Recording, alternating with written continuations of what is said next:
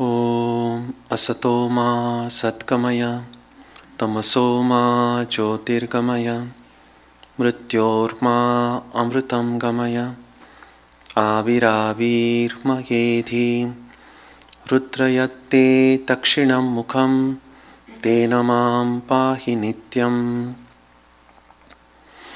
May the Divine lead us from the unreal to the real, from darkness to light, from death to immortality. May the Divine Consciousness fill our hearts and protect us.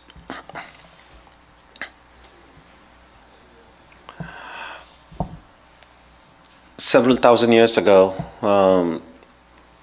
an incident is mentioned in one of the Upanishads where a disciple approaches his teacher and asks the question, what is it knowing which everything will be known?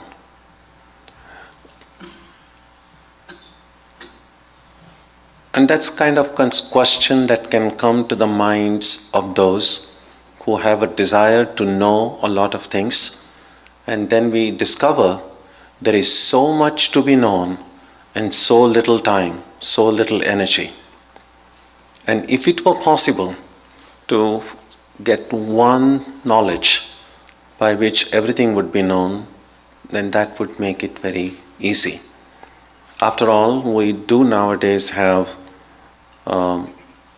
one master key that can open all the keys, all the locks at a home.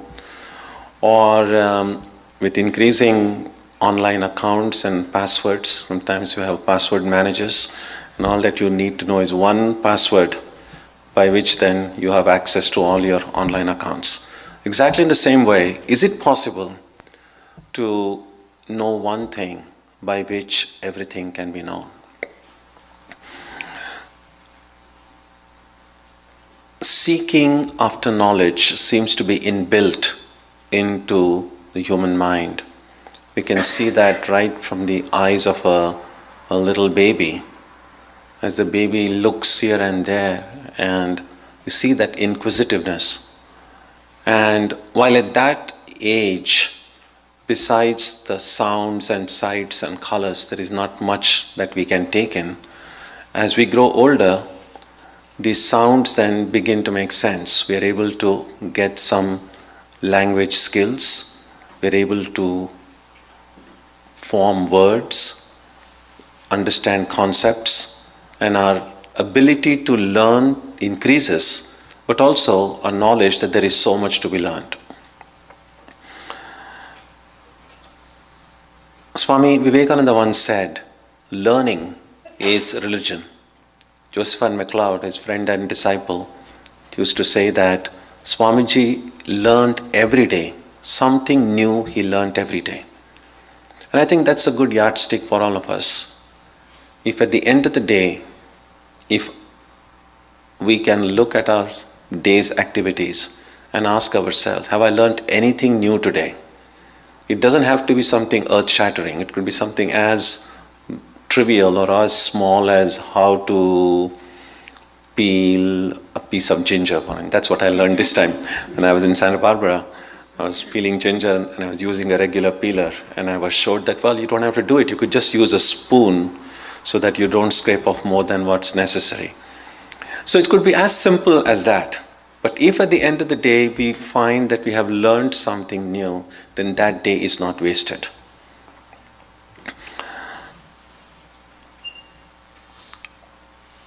As we look at our life and then find out among the things that we have learned, how much of our learning was conscious and how much of our learning was unconscious.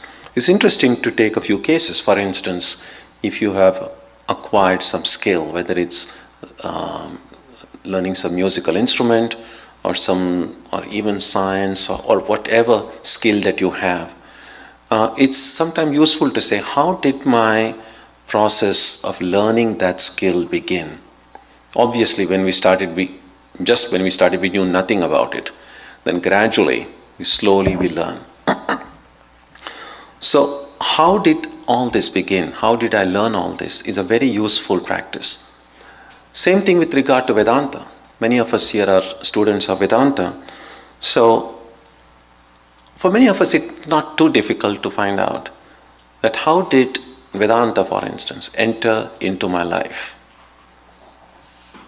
How did my interest in spiritual life begin? Was it through books? Was it through meeting with some spiritual seekers? And how did that interest grow? And how has it changed me? Sometimes it's a very useful exercise to take a look at this. And then we can ask ourselves, if someone were to approach you now and then say, hey, you have been going to the Vedanta Society, I would like to learn Vedanta. What would you recommend that person? Books? If you would like to recommend them books, what kind of books would you ask them to read? Was it scriptures, lives of saints, their teachings? All of these questions bring us back to the basic question that what does learning really involve?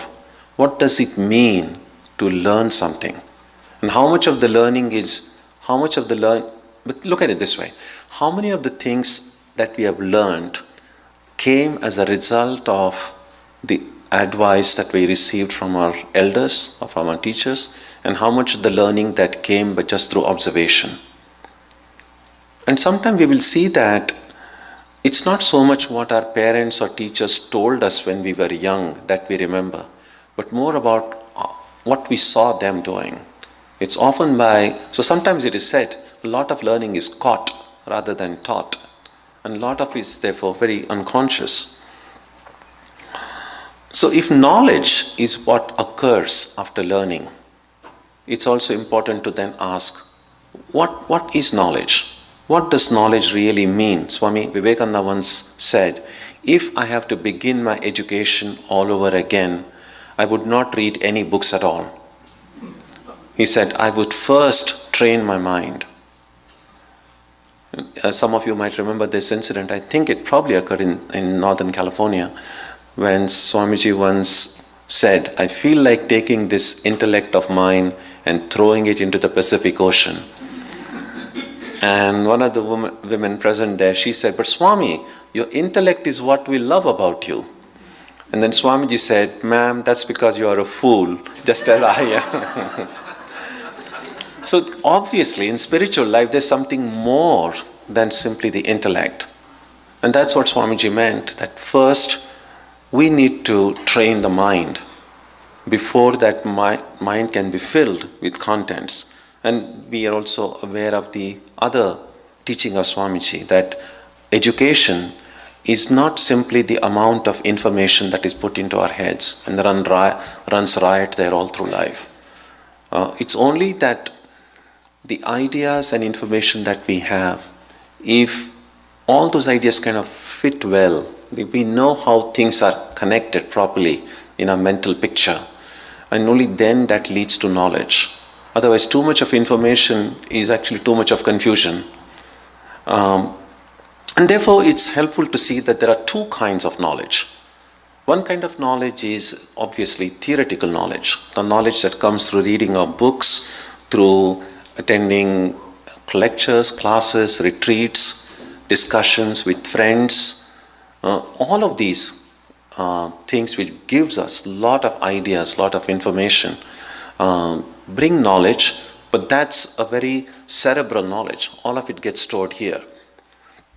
Now, the second kind of knowledge is the empirical knowledge, a knowledge that comes through experience. Now, ideally, the two should keep in step, that they should go hand in hand. But that's not what's happening today, and that's the major problem in our process of learning. If we go back historically, very ancient times, even before there was printing or before there was paper, the disadvantage in very olden times was there was no easy accessibility to knowledge. There were no books to be got. There was no Google, obviously. So if you want to learn something, then you had to go to a teacher's place. And then basically, your teacher was your only source of knowledge. And if the teacher was good, then the teacher would assess where you stood, give you an appropriate lesson at that stage of your evolution, and then ask you to practice. Then once you practice that, in fact, in the Vedic form of education, the very first lesson that the teacher gave was giving of that Gayatri mantra, the prayer, one of the most sacred prayers in the Vedic literature. And that prayer is essentially a prayer for the awakening of this power of intuition, the power of understanding. The last part of that prayer, Dhiyo Yonaf Prachodayat, really means, may our Dhi, our awakened understanding, guide us. So the idea was, if my heart and mind becomes clear enough, refined enough, then no matter where I will put that mind, I'll be able to grasp the essence, not just of information, but the knowledge, the capacity to squeeze knowledge out of information. That's what leads to wisdom. And so what the teachers did in the olden days was that they first gave a lesson, and then they said, now practice it according to it. When the student practiced, so first you were given a theoretical lesson, then the student was asked to practice. As a result of practicing it, some amount of experiential knowledge came. Based on that experiential knowledge then the teacher gave the second lesson, by which time you had acquired a little bit more refinement of the mind to understand the next lesson. And then you practiced it again, and then the next lesson, and then again. So both of these went together. Now, come back to our own times. After printing came, and books, and proliferation of books, and the internet, now the advantage of the times in which we live is that knowledge, or at least information, is easily available. If you know how to use a computer, you don't need to even go and buy books. And just go on the internet, and then you find whatever it is. The easy accessibility of knowledge, of information, has been a blessing, but also in some ways a curse. In the sense that sometimes you will have noticed, just because it's so easy now to get answers to the questions that we have, we don't feel the need to remember it. So if there's something that you're looking for, all that you need to do is just go Google or whichever search engine you use, put the word, get the answer, and then you know that next time you would want to know the same answer again, you can get it very quickly. Your mind would refuse to keep it in your mind. So you will forget it as quickly as you got it. On the other hand, in earlier days, I'm not talking about now very prehistoric days, but even before the internet, for instance, if you wanted to know something, then you would have to go to the library, search for the book, take the book out, turn pages. So there's some amount of labor involved, some amount of investment of your time and energy was there. And people tended to remember things more when they had invested some time and labor into it. So that's been one disadvantage. The easy availability of information makes it easy for us to forget them also. But there's another greater danger, and that is we now have a lot more information, but not a sufficiently capable mind to process that information. And so, rather than the information that we get, the ideas that we get nourishing us, they in fact produce indigestion. It's like this. When we eat, nowadays we are so careful about, most of us, very careful, become health conscious, we careful about what we eat. We know what agrees with us, what doesn't agree with us. And we just eat what we are able to digest, which is great, which is nice. But are we exercising same care about the food that we give our mind? Because the ideas and the information that we put inside the brain is also a food for that mind.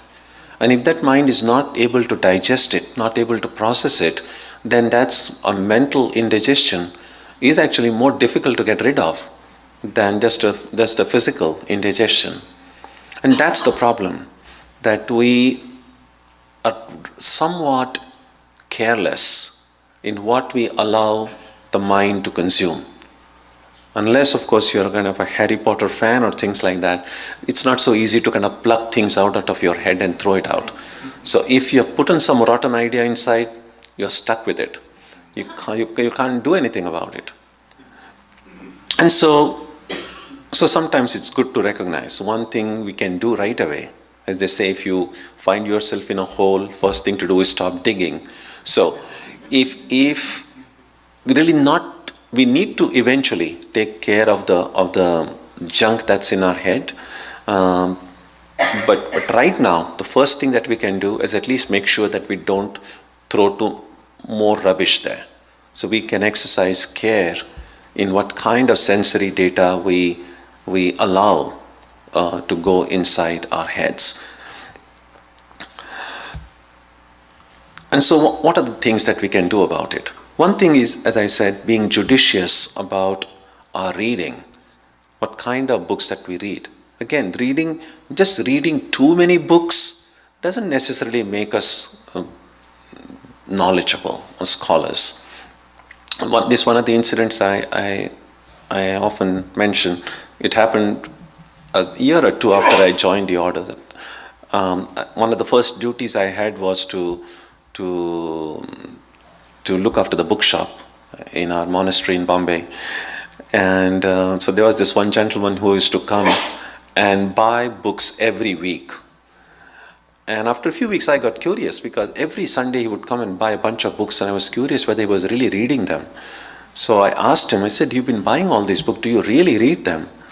And then he was a very sincere, really frank and honest person, and he said, "Maharaj, when I first started buying books, it was with the intention of reading them.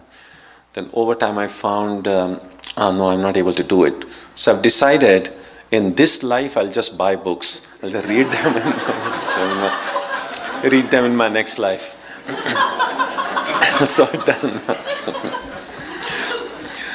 So it's not just about the number of books that we read. We have to be really very careful. Theophan the Recluse. This is from one of the volumes from the Philokalia called The Art of Prayer. So this great mystic, Theophan the Recluse, this is what he suggests. In the question of reading, we should bear in mind the principal aim of our life and choose those things which accord with it. Then something will result that is integrated, coherent, and therefore strong. This solidity of knowledge and conviction will give strength also to our character as a whole. So even if we read just a few books, but absorb them and see what resonates with our head and heart, and if there is something that makes sense, we try to live according to those great teachings, that will be more beneficial than just reading a whole lot of books. There's another great danger in indiscriminately reading a lot of books, and it is this.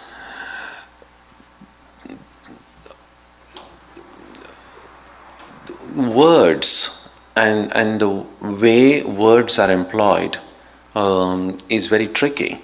So, and especially in spiritual literature, you'll find some words kind of occurring across traditions, whether it's like consciousness or spirit or soul. These kind of words come again and again and again. Now, if you are a voracious reader, and then you read some book from, say, Tibetan Buddhism and Vedanta and Judaism and Christianity and Islam, and some of these words may be very common in them. The mistake we are likely to make, if we are not careful, is to not recognize that although the same word may be used, it may not have been used in the same sense. So the word consciousness can occur in one place, it can occur in 10 different places, but each one of those authors may be meaning something very different. And that's what really creates a lot of confusion. And so even when we read books from traditions other than our own native tradition, we have to be careful just to see, not just kind of get hung up on the words themselves, but also see in what sense those words are used. One of the things that has become more common in the increasingly diverse societies in which we live is kind of syncretistic living. By syncretism I mean, because things are now easily accessible, we tend to pick and choose whatever we like from a variety of different traditions. In itself, great idea. So you read a few books on Buddhism and you like this and you say, okay, this is something I can do.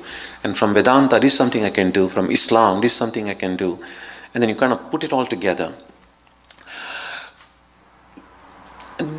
There's one problem with it, and it is this. Practices in different traditions are based on the metaphysic of that tradition, the worldview of every tradition. And if we are going to just pick up few selected things from different things, we will have to make sure that when we put it all together in a little bowl and mixture of our own, that they are well integrated. It's a little bit like this. For instance, say there are 10 different ingredients. In themselves, each of those ingredients is great. Say you're cooking some dish and you pick up 10 different things because you love each of those things. And then you say, well, I love each of those things. If I can put all of those things together, I'll have a super dish. Probably may not be. Maybe those things together may not gel together, may not integrate. The result may be terrible. Although each of those items may be great in themselves. Now, I mention this to emphasize that even when we do a reading, a vast reading, it's helpful, there's no doubt about it. But also, when we then try to integrate those practices or those ideas or those teachings in our own personal practice, we may have to kind of customize them, or it will fit them into our own worldview, so that the result is a wholesome, nutritious mixture, not a kind of a jumble of things. There's another one quote from The Imitation of Christ by Thomas A. Kempis. Some of you are aware that during Swami Vivekananda's wandering days, he just carried only 2 books with him. One was the Gita and the other was The Imitation of Christ. Please take a look at that book if you haven't. So this is what Thomas A. Kempis says is that, if you desire to reap profit, read with humility, simplicity, and faithfulness. Do not ever desire the estimation of learning. Inquire willingly and hear with silence the words of the holy. Dislike not the parables of the elders, for they are not recounted without cause. This is, again, in any process of learning, we have to be very careful. If we are not careful, it's so easy to become proud of what we know. So again, before we undertake any reading, we need to ask ourselves, why am I reading this book? Because sometimes kind of read something new and then you are in the company of the friends, it's so tempting to just then impress them. It's like, oh, I know, I read it in this book. And then, so we need to ask, how much of the study that I do is, what is the main purpose? What is the main motivation behind my study? Is it to impress my friends, or is it to kind of be recognized as some very knowledgeable, scholarly person? Or is it truly to acquire knowledge? The Sanskrit word for a student is vidyarthi. It's a combination of 2 terms, vidya plus arthi. Vidya is knowledge. Arthi means one who wants. So, etymologically, if you go to the literal meaning of the term student in Sanskrit, it means one who wants knowledge. But normally we tend to use the word student to whoever goes to school. Now, does everyone who go to school want knowledge? Again, you can ask people who go to school, are you there for knowledge, or are you there to get a degree? Well, if you're there for a degree, then you are a degree-arthi, not a vidya-arthi. You see, so a true student will be one who wants knowledge. And that's what, and especially for spiritual seekers, if we see ourselves as devotees, as spiritual seekers, then we have to be even more careful. That when I read these books, what is the motivation behind reading it? Not just because, well, everyone's reading it, or the Swami asked me to read it, so I'm reading it. But again, what is it? What do I hope to get from this book? I think this kind of self-questioning is very important. Swami Vivekananda once said, what the world wants today is 20 men and women who can dare to stand in the street yonder and say that they possess nothing but God. Who will go? Why should one fear? If this is true, what else could matter? If it is not true, what do our lives matter? And I think that's important also. Sri Ramakrishna used to say that one of the most central practices is harmonizing our thoughts, words, and actions. In fact, the major cause of stress, anxiety, and worry in our life is that these three are not in harmony. That what we think and there's a big gap between what we think and what we say, and then what we say and what we actually do. If these three things go in three different directions, then obviously there is going to be stress, there is going to be strain. And to the extent we are able to bring our thoughts, words, and actions in harmony, then we can experience inner harmony, and depending on how much inner harmony we have, we will acquire the ability to live in harmony with the world outside, with the people with which we live. We will be able to retain our own sanity and calmness even when people around us are losing theirs. Sometimes we tend to blame the environment or the community for our own troubles. But what, if anything, Vedanta teaches us is that, and there is that poem Swami Vivekananda wrote, "No one but me to blame," is to take responsibility for our own state of mind, for our own actions.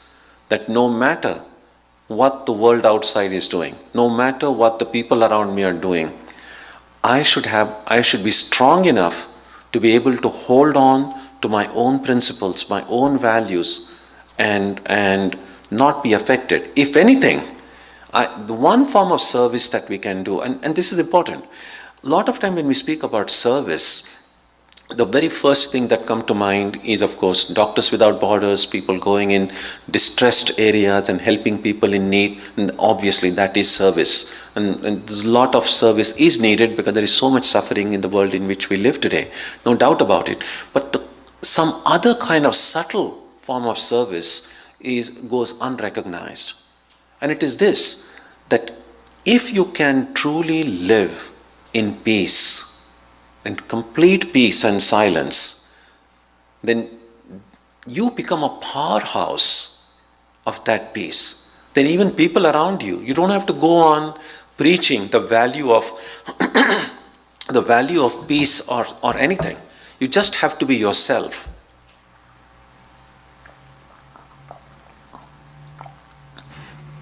If we are just our own peaceful, holy self, just by being who we are, we're already doing a lot of service. And sometimes we may be serving others without our even knowing it, and even others knowing it that they are being served. There's this story that's often told about the author W.H. Auden.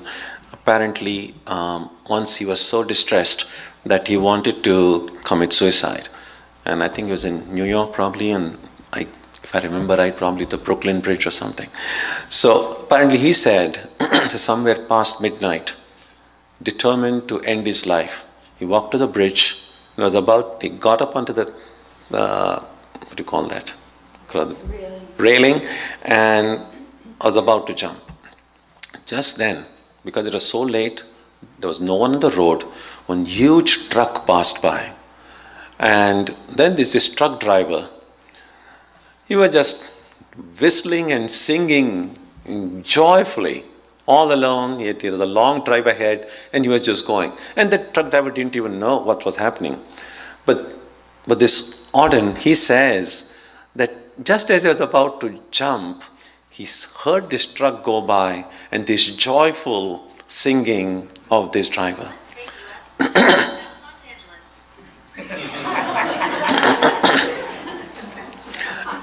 And so he paused. He paused, and then he suddenly said to himself, what am I doing? There is joy in this world. There are things to live for. And he said he quietly stepped down, returned home, and never again thought of taking his own life. And then later on he wrote this. He said that truck driver would never have known that he has saved a life. All that driver was doing was, he was happy with just expressing his happiness. And unconsciously, he had already done a lot of service. Now, that's the kind of service I said goes often unrecognized. So if we can remain peaceful, contented, cheerful, just our own peaceful, cheerful presence may lift some depressed soul, may bring some cheer in someone who is very sad. And no one may come to thank you for it. It doesn't matter, but you're already helped. And I think, and the reverse is also true. Just as service can be unconscious, disservice can be unconscious also.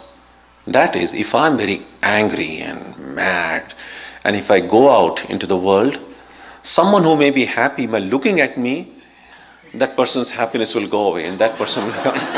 So I've really done disservice to the world. Swami Vivekananda says that he said, in some days you feel miserable, you feel sad, you feel depressed, don't go out. He said, you have no right to spread this disease into the world. He said, just keep it to yourself.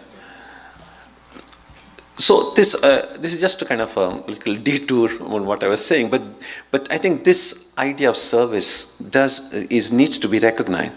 And I came to this while saying that there has to be harmony between our thoughts, our words, and our actions.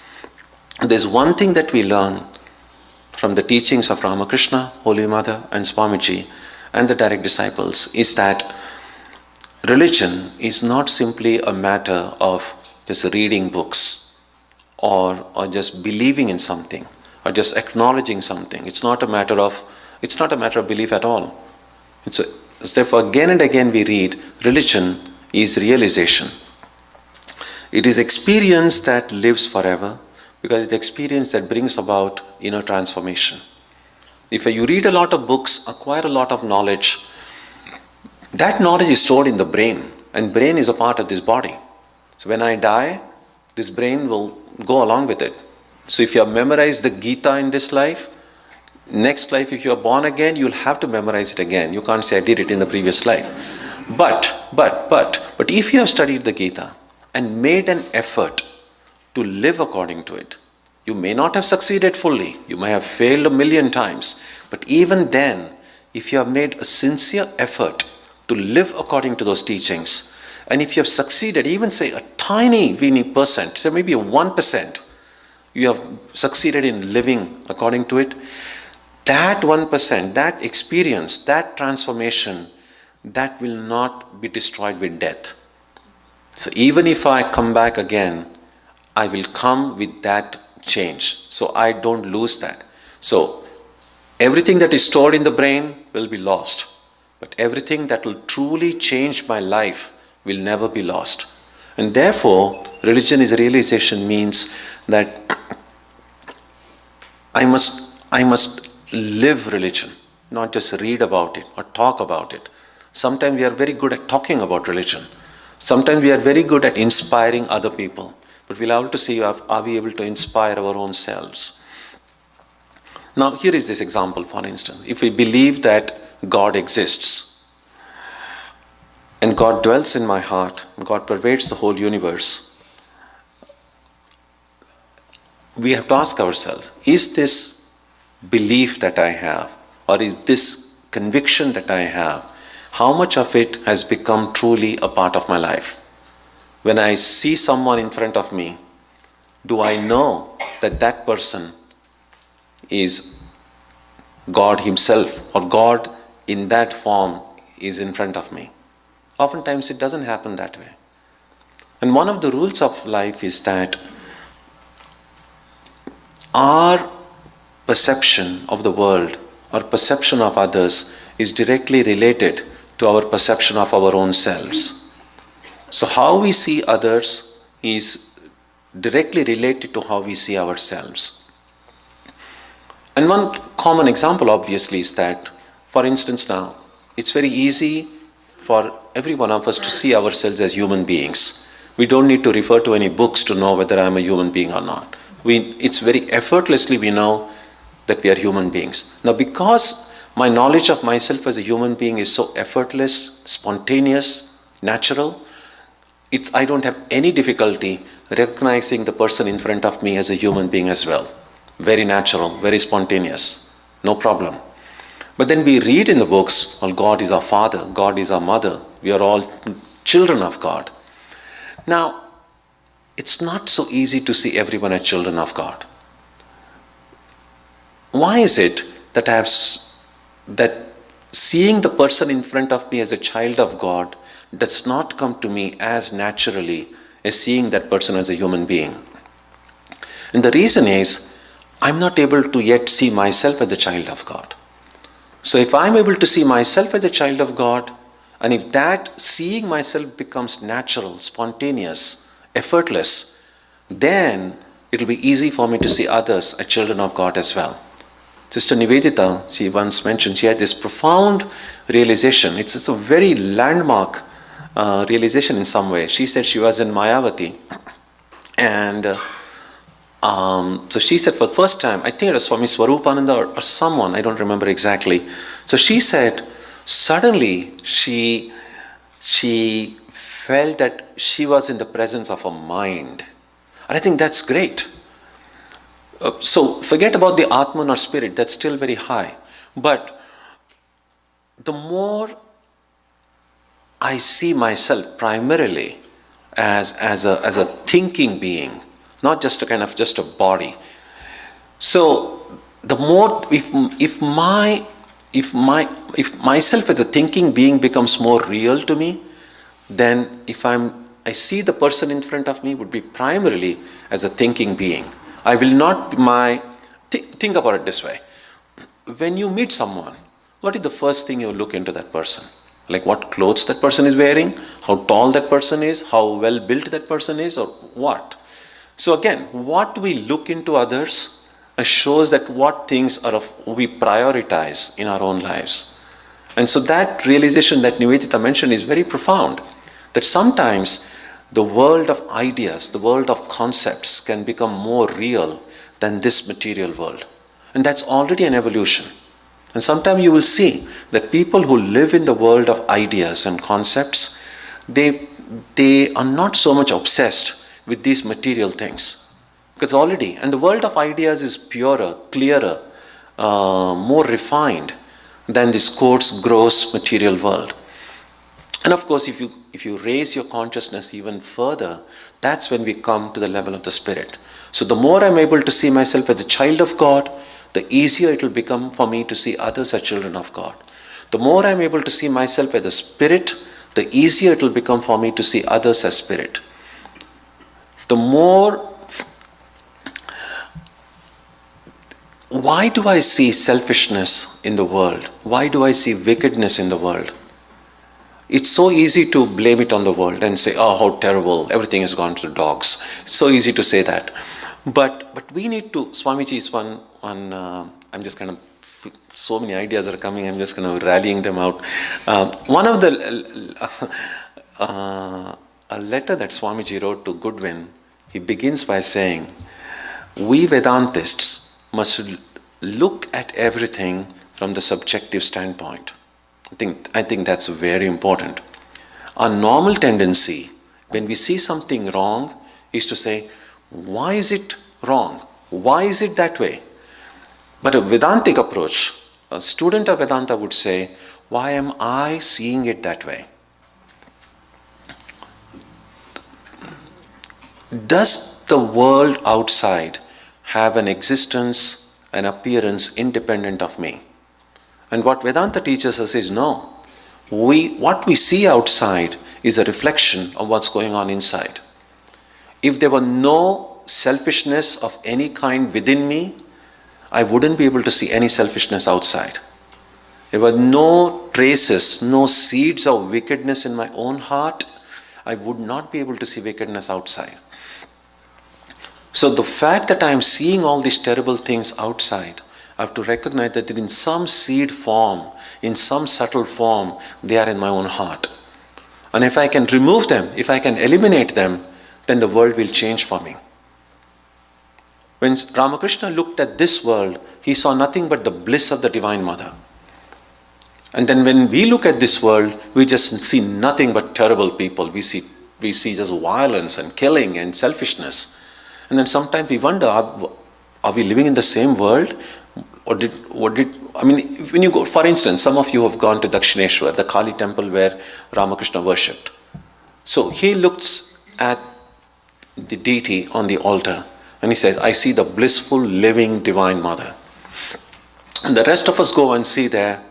It's beautiful, it's uplifting, it's inspiring, but nevertheless, it's still an image, a black stone image of the Mother. And you say, well, was Ramakrishna seeing something different? Weren't we seeing the same thing? So what made the difference? The difference was here. So if I can change the inside, then the outside will change for me. We should not make the mistake of thinking that the world outside is some static thing, and I'm just, if I'm able to see things clearly, I'm seeing things clearly. But probably not. One of the ways of greeting in northern India, and especially among the monastic communities, and in Hindi, sometime when they'll meet, the monks will meet and they'll ask each other, say, darshan saaf hai? Meaning, are you able to see things clearly? Now clearly they're not asking about how good your eyesight is. But what they mean is that, well, if I'm able to really see things, then I would not see human beings at all. I would just see the presence of the divine everywhere. So if I'm still seeing the world filled with human beings, it means I need to do some more work. I don't need to blame anyone for it. And so that's where true knowledge will come. A real learning should lead us to that stage. It's not about memorizing what the books say. It's not about impressing others with our knowledge, but it's about getting these ideas. You don't have to believe everything that the books say either. Don't believe anything blindly, but see with open eyes. Sometimes it is said, keep an open mind, but not so open that your brains fall out. So have some amount of filter to recognize what is it that you're looking for, what is it that you need. Accept only what makes sense. Don't accept just every little thing that anybody might say. But if it makes sense, if it is something that resonates with your head and heart, then have that courage to live according to it. I think that's where real knowledge begins. Not simply acknowledging something, yeah, this makes sense, I like it. It's not a question of liking anything. It's a question of, does it make sense? Do you believe? Does it somehow your heart and head makes you think it's right? Well, if it's right, then see that your life conforms to it. When my life will conform to it, there true knowledge comes. That is where learning begins. So as spiritual seekers, when we are trying to learn about life, learn about ourselves, some of these ideas might be of help. That knowledge is not to be found in books. Knowledge cannot be got through lectures and classes. And yet, all of these things are helpful, provided the information and the ideas that come to us through the books, through the classes, through the lectures, we're able to harvest it. We're able to make good use of it. And if we are able to make good use of it, then wonderful knowledge will sprout in the heart. When that knowledge comes, first thing that knowledge does, it brings us real humility. There is a saying in Sanskrit, Vidya dadati vinayam. Truly knowledgeable people are always humble. So if you find someone puffed up with knowledge and saying how much they know, then actually they know very little. There's one of the Upanishads, the Kena Upanishad says that one who says I know does not know. One who says I do not know knows.